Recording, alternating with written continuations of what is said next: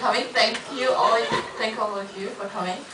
We have Audi downstairs. Yes. Yeah, I think he's in the room, so yeah, we'll just start, I guess, a little bit. First off, does anyone have any questions for us? Or guess I'll have to start the ball rolling. Okay, do you guys want to introduce yourself?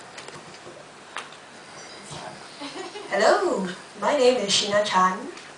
My name is Sheena Chan. Not Chung, unfortunately. I'm an actor.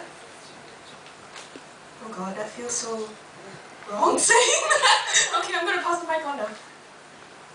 Tony, have you introduced yourself? Okay, hi, my name is Farid. I'm an actor as well. I'm also a freelance performer. If you guys see anybody spin fire and do all kind of bullshit, that's probably me with this head.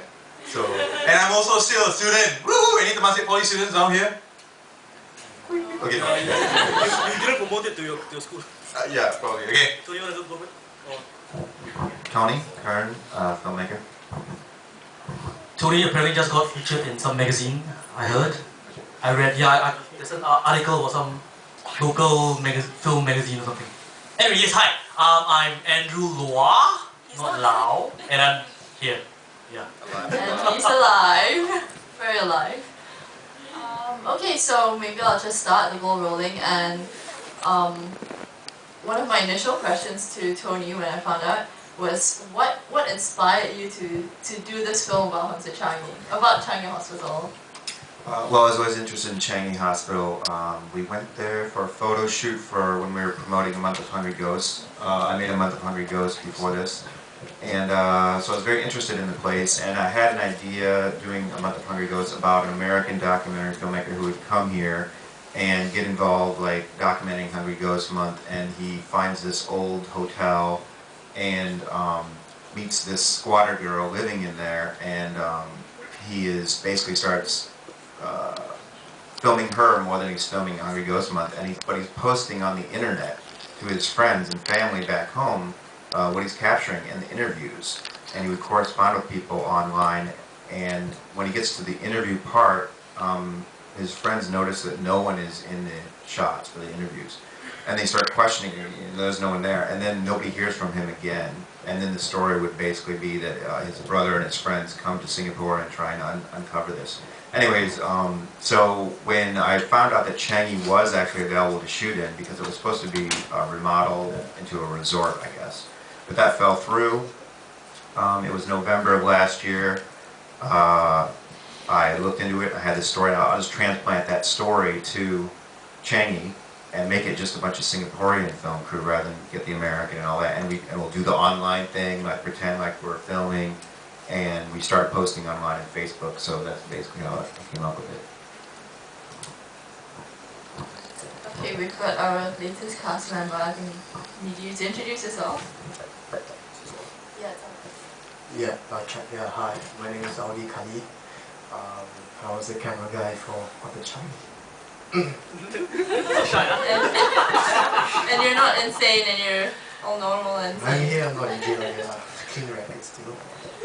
Oh, and I'm Sueanne, by the way. I'm from Sinema Old School, and yeah. Okay, so does anyone have anything they want to ask the cast? Nobody. Sorry. Where's the Japanese just soy? Oh, where's the Japanese guy? That wasn't a real person. That was actually a Japanese ghost, and he could be it. No, that was actually my sister-in-law's boyfriend, and he looked kind of Japanese, so we got him to show up. Most of the filming was done rather quickly and sort of impromptu, and we only had a limited amount of time in there. And Sao Chen is my sister-in-law's friend as well. So we basically just rounded up these people at the last minute to do this. I mean, this film was basically do this film or not do this film. We had a very limited amount of time. I don't know if you noticed, but in the end you can tell that Changi's already being cleaned out, and it was being cleaned while we were filming. So we had to shoot around that, and we only had a limited amount of time. So if we would have waited one more week, the film would not have been done. And actually, at one point, halfway through filming, I thought we were going to have to abandon the project because of the cleaning. But we were able to shoot around it.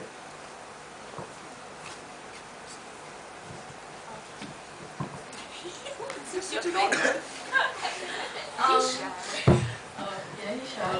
Okay, so, oh yeah? So actually from the SBI, so we were wondering during the whole filming session, right, do you actually experience something that is out of the normal? There are a couple incidents. I was filming the night shots, the time lapse. I was usually there by myself filming at night, and I was filming the time lapse, and you could see it on the screen, but I didn't point it out in the movie. But when I'm filming a wide shot, I'm sitting there watching it for about 15-20 minutes, and I just sit there, I'm kind of bored, watching this time lapse at night. It's the wide shot with the stars in the sky, and you can see these shadows move down at the bottom. I don't know if you noticed that. So that's actually genuine footage. I did not do anything to that footage, and what I did was I was watching it film. And then when you're done filming, you do a time lapse, you can scroll through and you can see the footage. So I'm sitting there by myself, I filmed it, nothing happened, and I'm just scrolling through the footage to make sure it's okay, and I noticed that little shadow go across there. And there was no one there.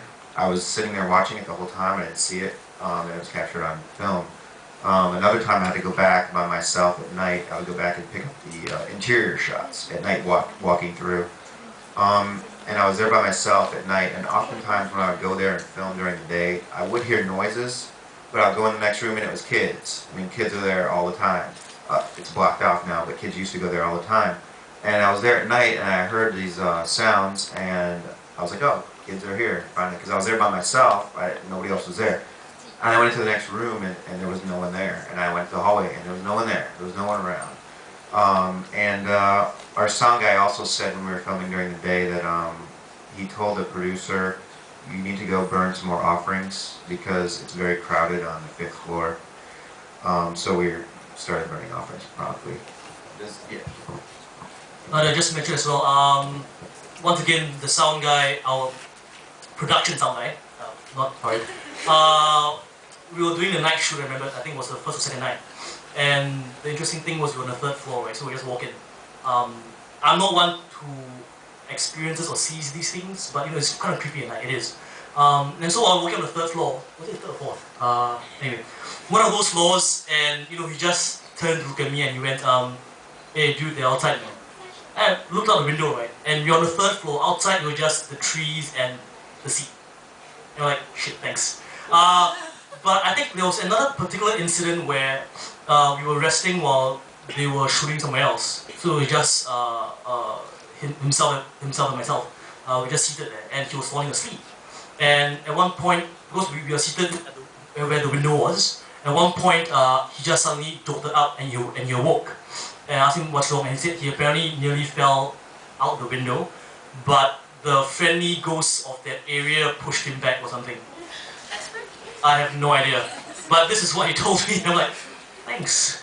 But yeah, these are just the 2 things that I know of. Who was this again? I know. When we shot at night, there were no film lights. It's only the flashlights. We did have extra flashlights around, but the makeup girl and production assistant was absolutely terrified to be there. And so when we would go shoot and we'd come back, she would have all the lantern lights on in a circle around her because she was so terrified. I don't know if anybody else has any stories. I have to tell this one. Audi, I guess you're a little bit afraid of these kind of things, right? no, he's not. During the daytime, this is in the afternoon, I said to Audi, I said, hey Audi, there's a broken mirror on the 3rd floor. I'm going to film this scene down here. I want you to just go up, because it's just him filming himself in the mirror. But I want you to go upstairs and film yourself in the mirror. And I said, no, I can't do that. I'm like, what do you mean you can't do that? He said, I can't go up there alone. And that was in the afternoon. So that was pretty interesting. Because Audi's, he's a stunt guy. He sets himself on fire. But he was afraid to go up there. Defend yourself.